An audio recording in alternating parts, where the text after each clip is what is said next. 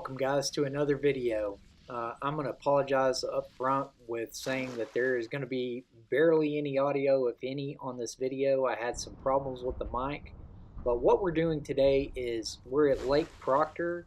I decided that I wanted to go catch some hybrids. It had been a long time since I had went out to Lake Proctor and did some hybrid fishing, and we were also going to catch a little bit of catfish for Mother's Day so we can have a little fish fry. First order of business to getting hybrid, catfish included, is getting some live bait and some dead bait. So that's what I'm doing here. This lake is always full of shad. Pretty easy to catch them up around the bridge. Right here you see me throwing the cast net. It's not that hard off that kayak. That kayak's pretty stable. Here in a minute I'll go over the leaders that we're using for the different applications for hybrid and catfish up in the brush. All I was able to get were some pretty good sized thread fin. They were probably 2 or 3 inches long. But right here, we started off the day. I have a 5-gallon bucket behind me with an aerator on it. Keep like 10, 15 shad in it. You don't want to overcrowd the bucket.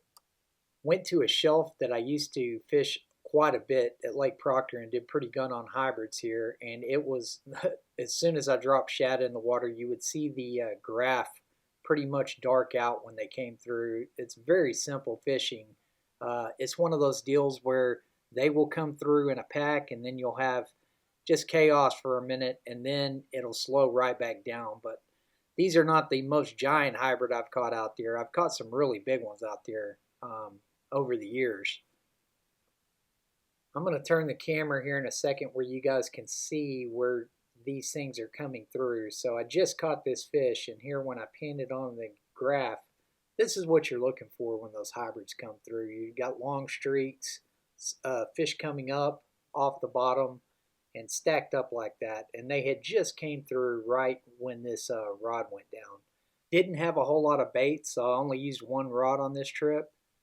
When those hybrids come through, a lot of times they'll come through with packs of sandbass too, and that's what this one is right here. This is a big old sandy. Usually the smaller sandbass won't be with the bigger hybrid, but you will catch a lot of these bigger sandbass like that when the hybrid come through.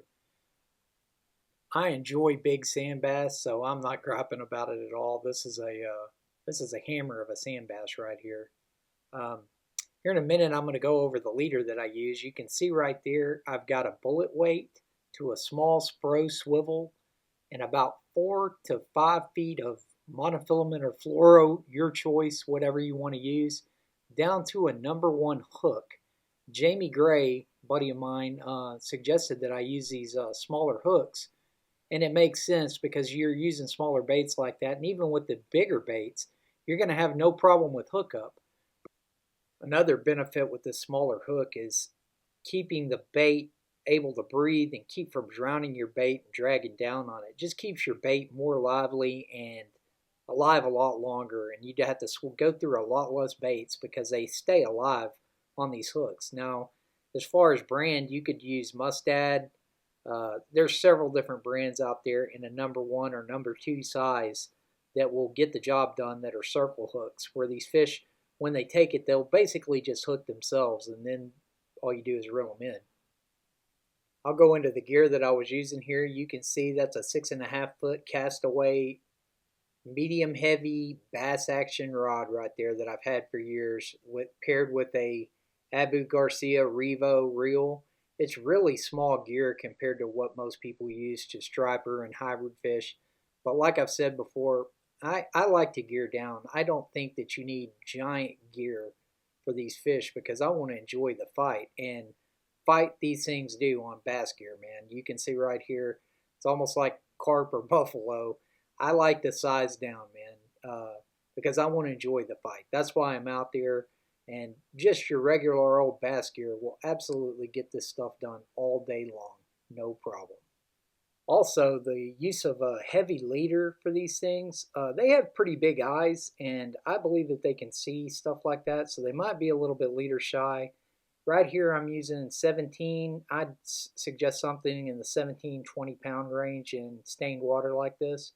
Just take your time, let the fish pull some drag, and don't rush it. A lot of these fish were barely hooked just in the corner of the mouth or something like that. And the only reason I'm able to get them in is just because I'm not rushing it. I'm just taking my time, letting the fish full drag, and let him come in. And I didn't even use a net. I was just using my hands to jerk these fish into the boat. So you can see right there the size of the shad that we're using. I've got these things hooked right through the nose, and you can see right there how long the leader is that we're using for these fish.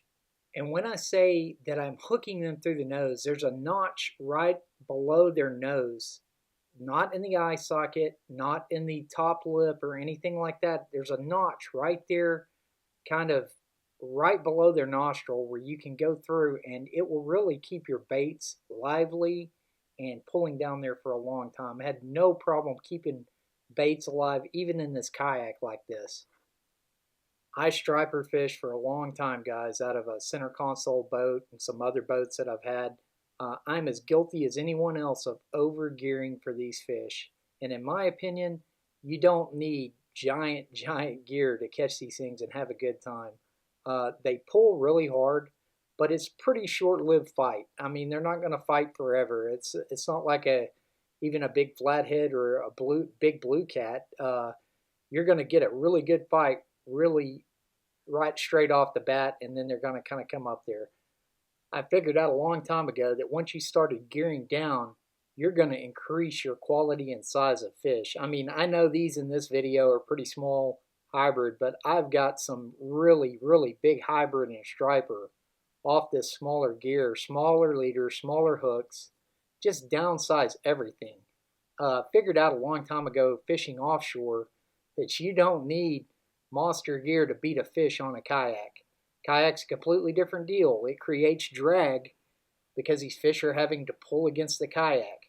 So overgearing is kind of, I don't know, it just makes it nil and void. You don't have to. You can get away with smaller gear out of a kayak, even a boat, guys. If you turn your drag down and fight these fish properly, you can really take your time with them and have a great time with smaller gear. Once we ran out of bait, caught all the hybrid that we could with the live bait, I took the rest of the bait that I had stuck in a bag and went out and tried to get some dinner.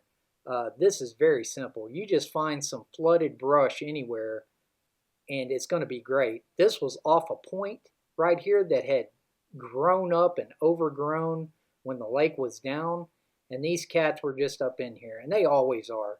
Anytime you want to get some smaller eater blues, channels, you can see right here, even I got some sandbass up in here.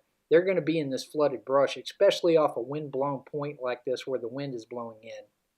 Especially early spring like this where we've had water influx coming in and the water's discolored and off-colored and stuff like that. There's just all kinds of bait up around this flooded brush, and you can just have a ball catching these things.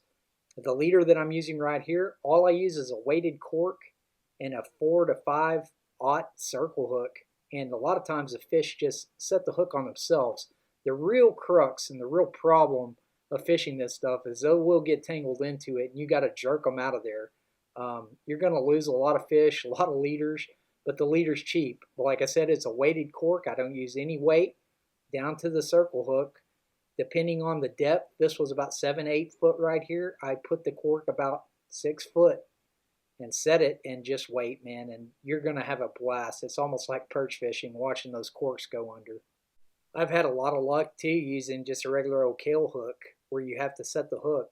That's also a lot of fun, and you don't have to really wait for them to set the hook and worry about jerking it out of their mouth. You can really set the hook with it. But proven technique here. I've used it for years. If you want to get some eater fish, man, you get around where these fish are actively feeding, and a cork is a great way to do that. And just set it right up off the bottom and wait. And a lot of times you don't have to wait long. I've been out there where I just stacked a freaking cooler with these things.